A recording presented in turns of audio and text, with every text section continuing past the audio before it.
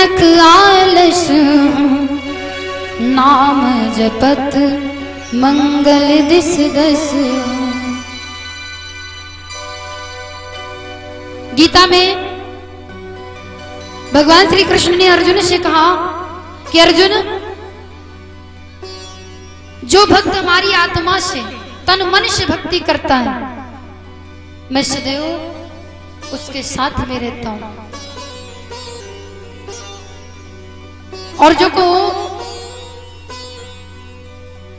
कि कोई मुझसे इतनी दूरी बनाए तो मैं उसका कल्याण कभी नहीं करता।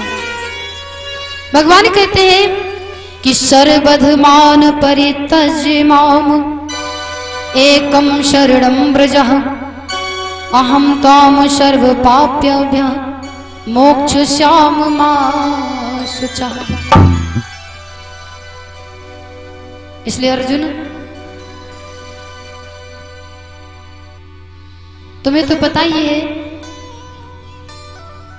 कि मैं तो सिर्फ प्रेम का भूखा हूं, लेकिन आजकल कलयुग में जानते हो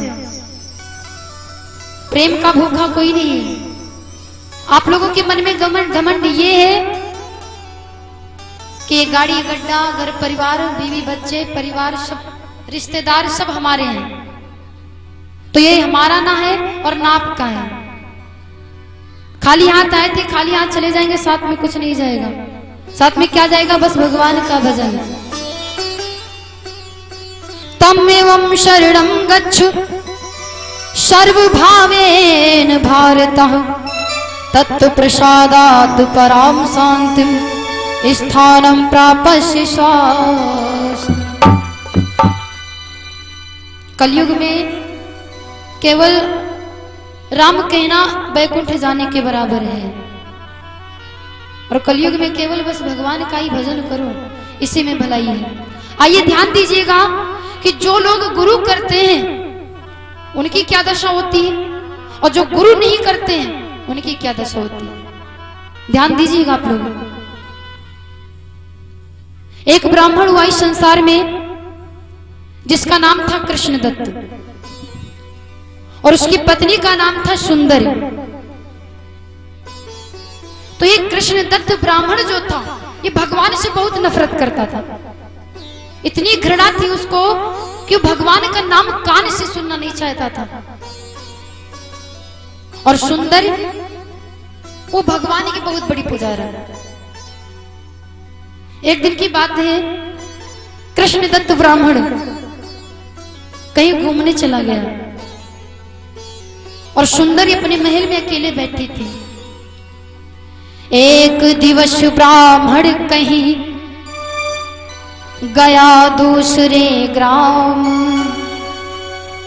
और सुंदरी बैठी प्रेम से भैया अपने धाम। सुंदर अपने महल में बैठी थी, तब तक नारद बाबा नारायण नारायण करते हुए सुंदर के दरवाजे पर से निकले। सुंदर ने जैसी आवाज सुनी वो दौड़ करके आई और दोनों हाथ जोड़ करके बोली, बाबा आज आप थोड़ा हमारी घर भी हो लीजिए, जिससे हमारा घर पवित्र हो जाए। तो बस आप 1 मिनट के लिए मेरे घर चलिए। नारद जी बोले, ठीक है देवी, जब इतनी प्रेम से कह रही हो तो चलो भाई चलते हैं। नारद जी सुंदर के घर गए। अब सुंदर ने क्या किया, बड़ी सम्मान के साथ नारद जी को ऊंचे आसन पर बैठाला, चरण धोए और फिर बड़ा सुंदर भोजन बनाया। नारद जी ने भाई बड़े प्रेम से भोजन किया, और भोजन करके अब नारद जी आराम कर रहे हैं। सुंदर ने क्या किया, वो नारद जी के पास में बैठ गए। नारद जी बोले, देवी एक बात बताओ, तुम्हें ये इतना ज्ञान कहां से प्राप्त हुआ? तुम्हारा गुरु कौन है? किसने तुमको ये शिक्षा दी? सुंदर बोली, बाबा अभी मैंने गुरु किया ही नहीं है, ये तो सब बिना गुरु के मुझे ज्ञान प्राप्त है। सुंदर कहती है कि देवी बोली, बाबा सुन लो अभी कोई गुरु की आना है।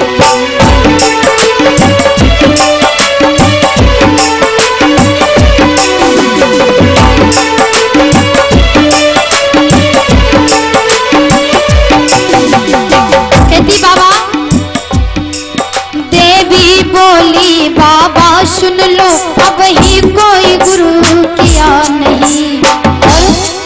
मैं सत्य सत्य बतलाई रे बाबा तुमसे कुछ छिपा नहीं।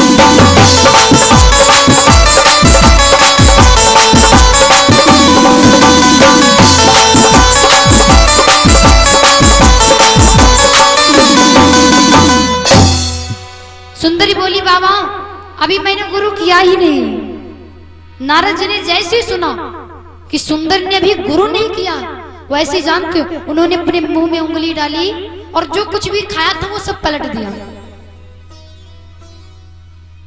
सुंदरी एकदम से घबरा गई, बोली बाबा आपने भोजन को पलट क्यों दिया?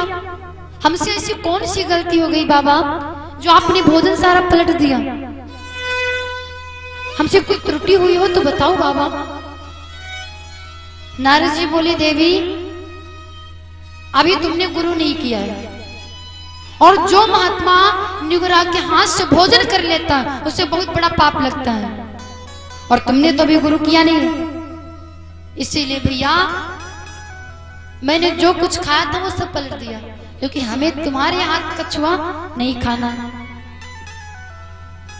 सुंदरी बोली बाबा तो अब बताओ मैं क्या करूं?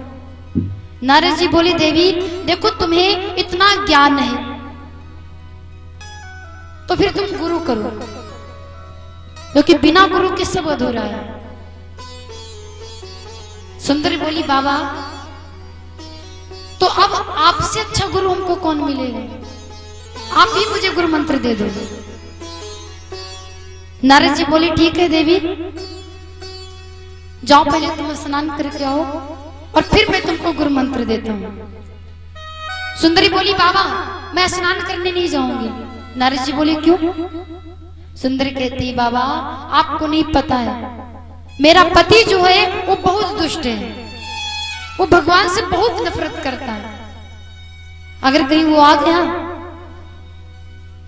तो बाबा वो हमको तो मारेगा ही, और दो चार लाठी तुम्हारे जकड़ दे दो का फायदा है। इसलिए आप हमको ऐसे ही गुरु मंत्र दे दो। नारद जी बोले अच्छा ठीक है चलो ऐसे ही गुरु मंत्र दे रहे हैं। नारद जी ने एक तुलसी की माला निकाली और सुंदरी के गले में डाल दिया, गुरु मंत्र दिया, और नारद जी वहां से नारायण नारायण करते हुए चले जाते हैं। अब इधर सुंदर गले में तुलसी की माला पहने नारद जी जो मंत्र बता गए बैठे उसका जाप कर रहे थे। तब तक उसका पति कृष्ण दत्त ब्राह्मण आ गया। अब उसने जैसी सुंदर के गले में माला देखी वैसे उसका विचार बदल गया, और विचार क्या आया कि इस दुष्ट ने मुझे छोड़ करके किसी और को अपने मन में बसा लिया, इसकी इतनी हिम्मत। ब्राह्मण ने जानते हो क्या किया? आइए सुनिएगा कि झट माला तोड़ी ताड़ करके और नाली में उसको फेंक दिया।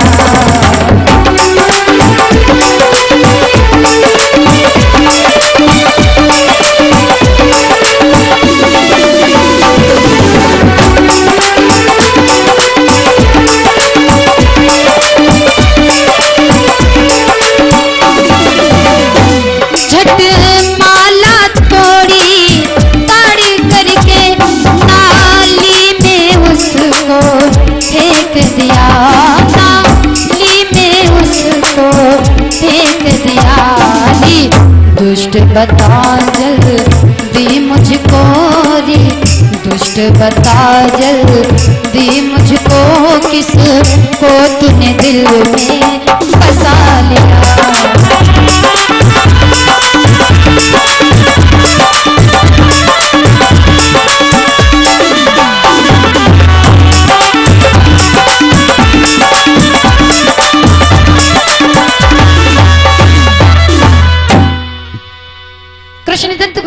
कहता है, रे दुष्ट बताओ, मुझे छोड़ करके तूने अपने दिल में किसको बसा लिया है, किसको जगह दे दी? उसने तुलसी की माला तोड़ करके नाली में फेंक दिया और फिर अपनी पत्नी को उसने बहुत मारा, इतना मारा कि मारते मारते उसे बेहोश कर दिया। लेकिन जब सुंदरी को होश आया तो बोली, स्वामी आप चाहे इस शरीर के टुकड़े टुकड़े कर डालो, लेकिन मैं भगवान का नाम लेना नहीं बंद करूंगी। सुंदरी कहती है कि चाहे टूक टूक करी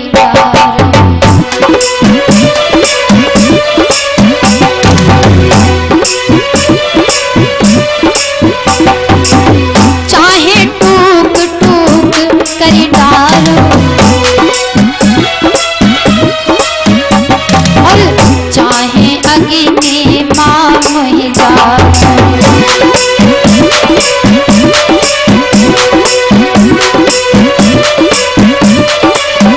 और स्वामी धरती खोदी तो भी चाहे डारो, स्वामी चाहे धरती खोद करके मुझे गाड़ दो, लेकिन पृथ्वी खोदी तो भी चाहे डारो, और राम नाम नहीं मन से बिसारो।